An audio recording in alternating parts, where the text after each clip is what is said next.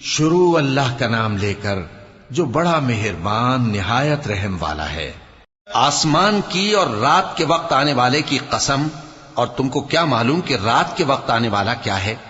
وہ تارا ہے چمکنے والا، کہ کوئی شخص ایسا نہیں جس پر کوئی نگہبان نہ ہو۔ تو انسان کو دیکھنا چاہیے کہ وہ کاہے سے پیدا ہوا ہے۔ وہ اچھلتے ہوئے پانی سے پیدا ہوا ہے جو پیٹھ اور سینے کے بیچ میں سے نکلتا ہے۔ بے شک وہ یعنی خالق اس کو دوبارہ پیدا کرنے پر قادر ہے۔